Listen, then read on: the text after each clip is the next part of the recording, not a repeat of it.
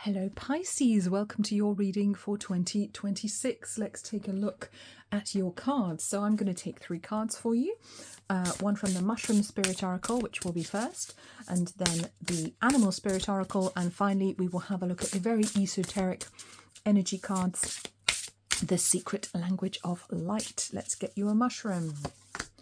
25, Split Gill. Adapt. Isn't that interesting that this mussel has gills and so do fish?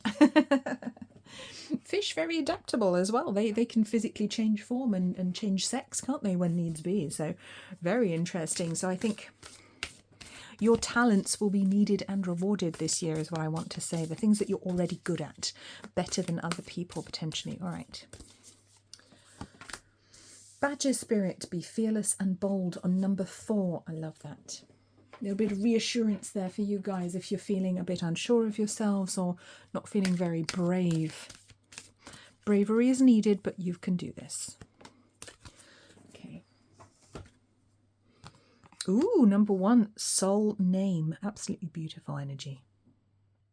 Okay, Pisces, let's get into it. This is very interesting. So you're being asked to be adaptable, but also fearless and bold this year, which might be a little bit intimidating for you guys. Don't be afraid to be who you truly are. I feel like it's time for you to stand up and be counted this year, to be authentic, and with Soul Name, to show people who you truly are. And that includes the spiritual aspects of you as well, which you might hide from other people. You might hide the... your spirituality. You might not talk about premonitions that you have, because I know you guys are very psychic. You might not talk about your spiritual practice very much to other people, or things that you know about the universe, that you understand, things that you've read or studied. Perhaps you're quite secretive about it, but it's time to put that to one side, because you are being asked to guide people into their spiritual temple right now. You're being asked to guide people to higher spiritual truths, to higher understanding of the world and of themselves on a spiritual level in the physical world. So it's an interesting year for you guys. And yes, you may have to make some changes as the year goes on. You may start doing one thing and end up doing something completely different by the end of it. So it is a year of change. It is a year of challenge in some way for you guys as well, I want to say. You might almost feel like you have a split personality at some point. Someone's like, wait a minute, I'm this, but I'm also this. Yeah, you have to be more than one thing this year, my dear. You can't just be the shrinking violet. You have to be brave. You have to stand up when the moment is necessary. And remember that if you don't speak up, if you don't help others, then who is going to do that? And it could be somebody who isn't very good at it, or who isn't very helpful. The world needs you right now. The world needs your wisdom, your counsel, and your intuition as well. Very, very important. And what I like about this card is number 1, it's bringing it all back to you now. There's no deferring to other people and their judgment. It's all about you. You must make the decisions. You are number 1 in your life, but also as a guide to others. You are being challenged to be a guide to other people, which might be quite alien to you. So you might literally be training or mentoring other people this year.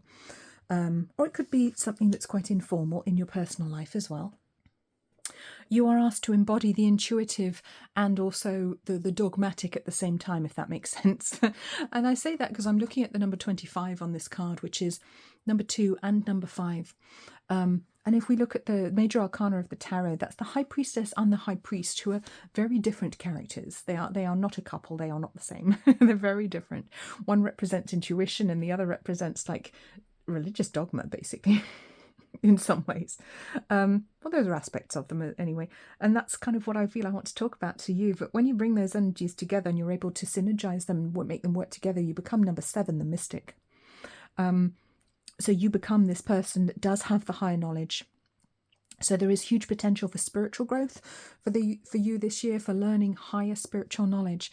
And there's also potential for you to grow physically as well, for you to achieve things that you actually want to have and do. But you will have to put yourself out there to do them. They're not going to fall in your lap, unfortunately. So you may have to exert yourself. You may have to be more assertive than perhaps you're used to being. I mean, maybe you're very good at that, but not all of you are. And also be prepared to shift, change and pivot at the drop of a hat. Don't be afraid to to zigzag a little bit on your way, to tack against the wind so that you can get where it is that you want to go. It's going to be a very, very important year.